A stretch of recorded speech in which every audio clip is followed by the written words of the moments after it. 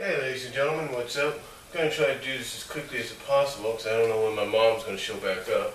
She's been gone since about 8 o'clock this morning because she had to take my second older sister to go take care of her EDD stuff. And I don't know if my 9-year-old nephew is going to be dropped off or if my mom's going to pick him up. He calls around 10:30 or close to 10:30, and I say, hey, it's no problem. Well, why don't you wait till your grandma comes get you, because it'll make it easier on her folks. Yeah, I mean, easier on his folks, I should say. Easier on his parents, my older sister and her husband. But he hasn't shown up, so apparently he's gonna wait. See what happens. Now, as for me, I've just been resting most of the day because if you watched the video before this, the Sunday evening vlog, it was a very tiring weekend, especially a tiring day. It's a Stanislaus County Fair.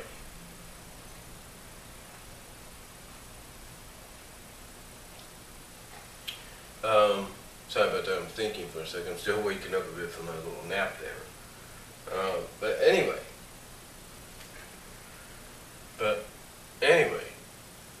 let's talk about what came out of San Diego Comic-Con this past weekend. A lot of big news came around. It did. Now, obviously, and I'm very happy about this, a lot of positive feedback came to the seasoned staff. Now, the seasoned staff, in case some of you guys don't know, is a group of fans like myself. Well, no, I'm not a part of them. I'm not part of the staff, but Season is basically a group of people that have come together that are multi-talented, from drawing, animating, and voice acting. They have basically a passion have a passion for the Saturday AM series. The Sonic the Hedgehog Saturday morning series that ran from 93 to 95. And they're very passionate about this series to the point that they have done a web comic on the Fans United for Saturday AM, SaturdayAMSonic.com website. And the plan is to make this web comic into the season 3 that could have been and should have been. And for the past few weeks, San Diego Comic-Con and the week before, the Florida SuperCon, they've been presenting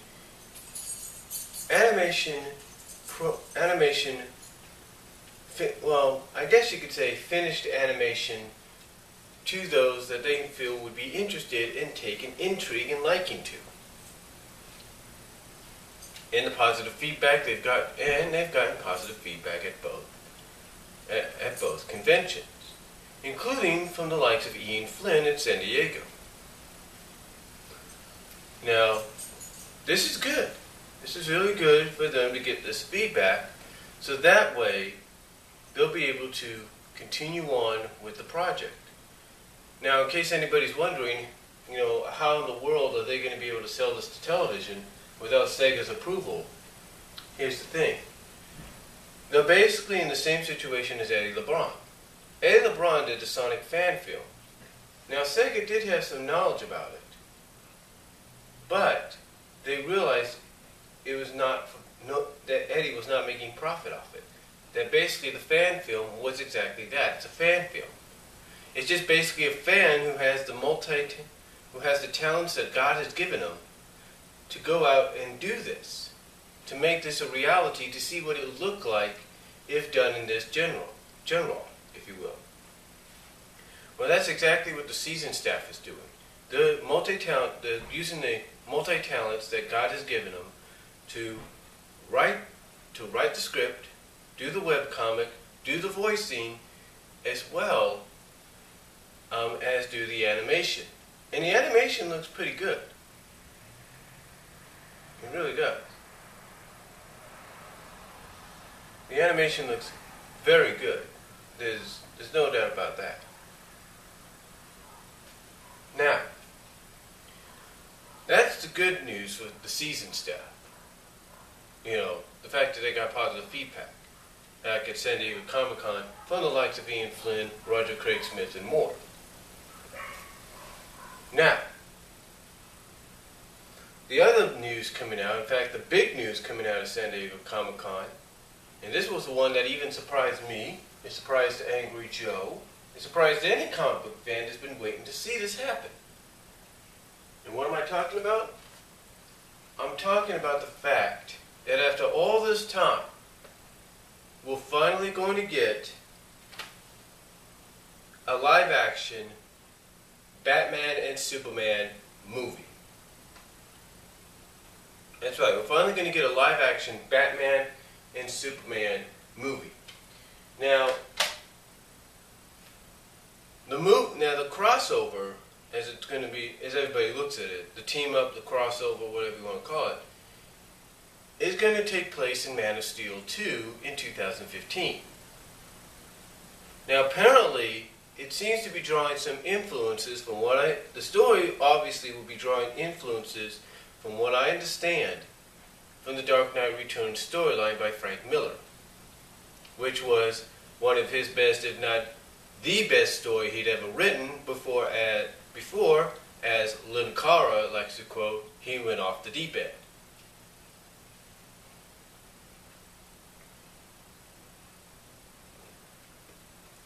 So, yeah. Anyway,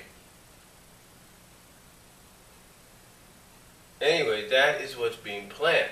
Now, the reason it's being reported that it's going to draw influences, if not inspiration, if not some influence, if not mostly influence from the Dark Knight Returns story, is because not only did Zack Snyder, I think, who was there, say that was going to happen, but also when you take a look at the logo, and you can look it up online, the logo for Batman is kind of like in the form of the Dark Knight Returns logo. So that kind of gives you an idea.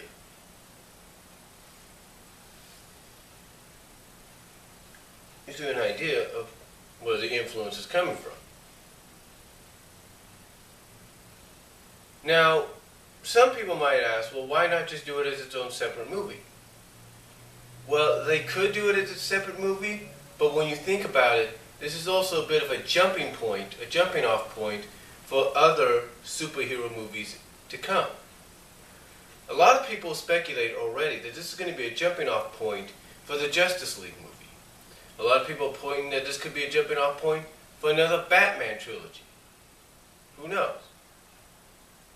Now, also, a lot of people are saying this could also be the jumping off point to the Trinity team-up. The Trinity team-up, in case you guys don't know, is Batman, Superman, and Wonder Woman. That's the Trinity team-up, as far as I know, because they're the three main ones. They're the ones that are always stuck together as the leaders. So they're basically like the faces, the franchise players for DC Comics. It's like, okay, you want to do a list of, it's like, okay, name, a certain amount of, it's like name 5 female superheroes. And the first female superhero that comes to people's mind is Wonder Woman. So again, that's exactly what a lot of people are hoping for, that this is going to be a jumping off point for a Justice League movie, another Batman trilogy, series of movies maybe, if you will. Possibly the Trinity team-up, who knows. Maybe even a jumping off point for the Batman Beyond movie, which a lot of people are hoping happens too. But we'll just have to wait and see. But it is nice. It is great. It's nice and great to hear that this is going to be happening.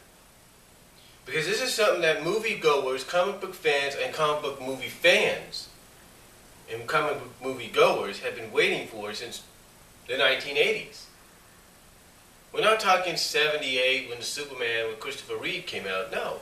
We're talking since the 80s, since basically the late 80s and 90s, when Tim Burton got behind the realm for the Batman films. This is what we've been waiting And sure, we've had a lot of team-ups before. I mean, they had them team up in World's Finest, the 3-part miniseries, which became a movie, which was actually a movie based out of Superman, the animated series. They've had them team up several times after that.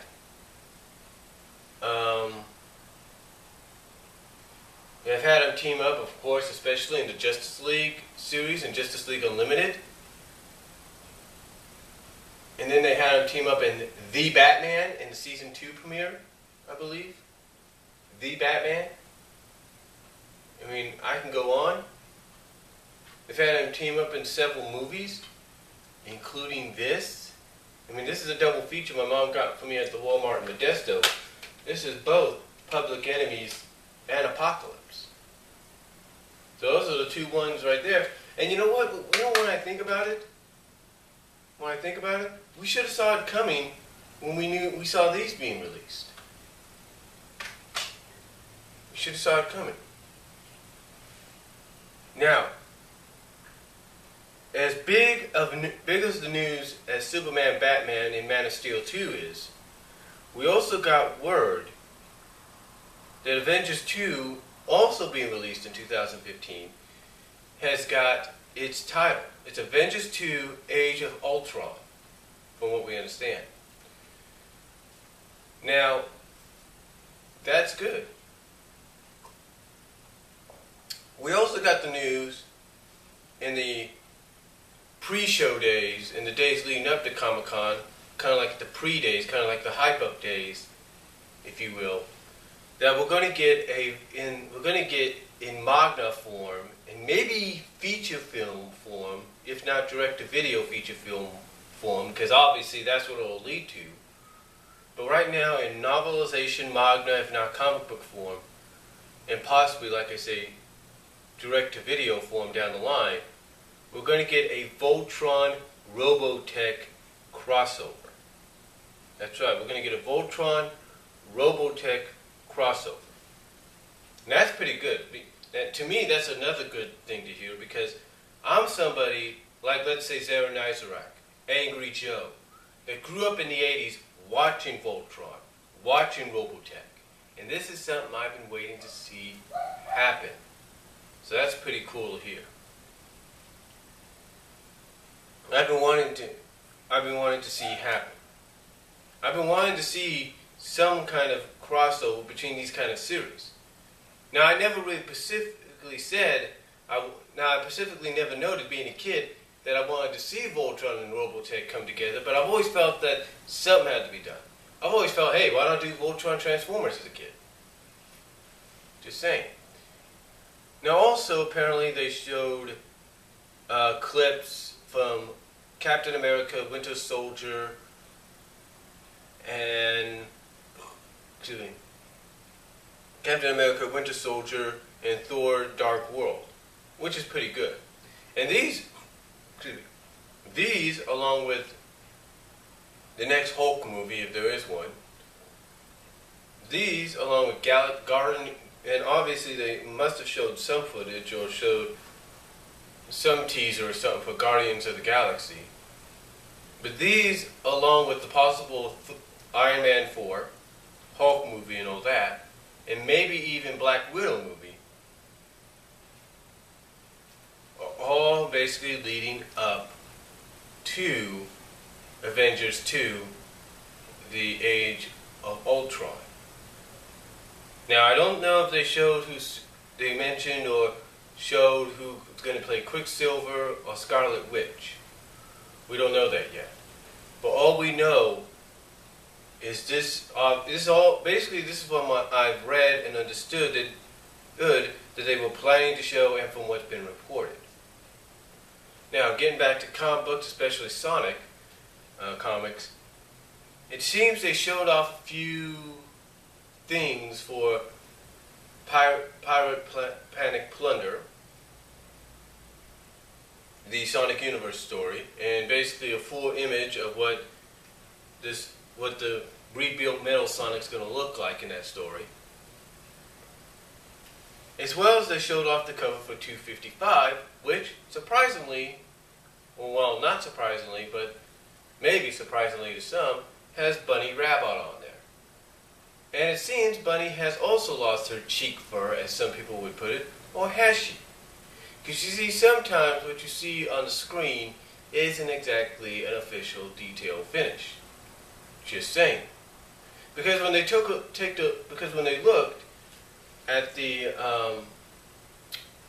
Sonic Super Special number 9 magazine preview, cover preview, she looks like she has her cheek fur. So maybe she does, maybe she doesn't, we don't know. But she's on there, which obviously, as a lot of people looked in the right-hand corner of the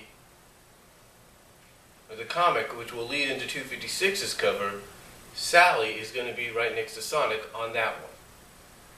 So basically, as I have already confirmed, this is basically a reintroduction, or not just a reintroduction, but a rebirth of the Freedom Fighters. I know a lot of people don't want to hear that, but that's the truth. This basically, Countdown to Chaos, is the rebirth of the Freedom Fighters.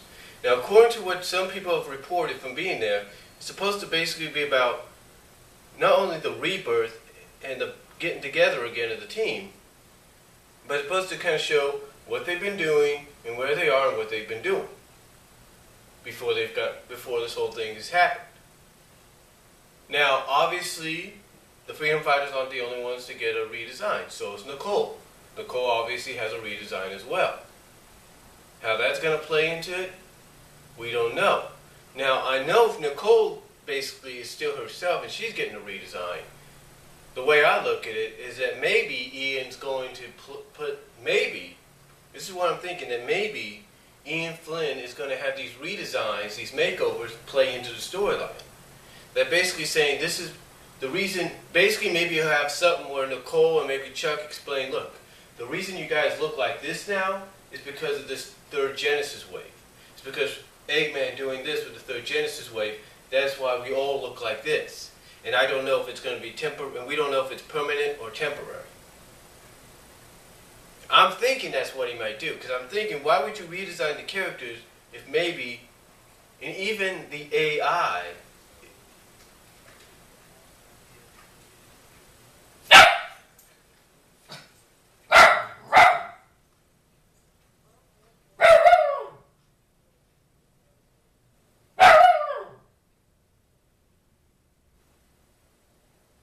sorry about that, folks. But like I said, even the AI in Nicole, why would you redesign her if maybe there wasn't an idea to probably work it into the system, work it into the storyline? Saying that the reason you guys got these makeovers, these makeovers, if you will, is because of the Genesis wave. So, just saying. But I'm thinking that might be I'm thinking maybe that's what Ian's going to do. We don't know yet. And we don't know if he's going to say if he's going to have one of the characters, Chuck, Nicole, whoever, say it's either permanent. We don't know if it's permanent or temporary. I don't know if he's going to play that into the storyline. We just got to wait and see. But that came out of Archie Comics as well. And from the pictures, some of the pictures I saw, it seemed that Ian Flynn was kind of being a little like this a little bit, because I think people were trying to really get him to answer the questions, give him straight answers, which they've been wanting. You know. But overall, not too bad. And as far as Transformer figures go, it seems they showed off a good amount from Bumblebee, from new figurines, Voyager classes or something of Bumblebee, Optimus Prime, and a few others. So, San Diego Comic-Con, from what I understand, seemed to be pretty good. If I find out any more, I'll give you a full-fledged update on it, or full-fledged noteworthy thing on it. But that's basically from the news. That's basically the news I've heard out of SDCC. So, let me know what you guys think. Let me know if you guys have any more information you may have heard of. Comment below. Video response if you like. And I'll talk to you all later.